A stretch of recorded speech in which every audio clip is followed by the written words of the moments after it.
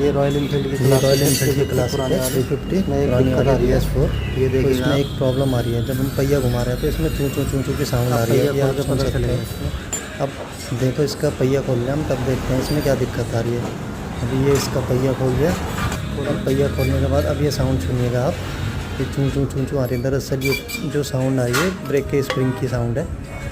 और अब इसके बाद हम इसके ब्रेक स्प्रिंग चेंज करेंगे तो ये साउंड बिल्कुल सही हो जाएगी परफेक्ट। ये देखिएगा ये वाला स्प्रिंग जो है इस ड्रम में टकर रहा है पीछे की तरफ से, ये देखिए ये यहाँ पे ड्रम पे टकर रहा है, इसने कॉलर बना रखी है, ये देखिएगा आप।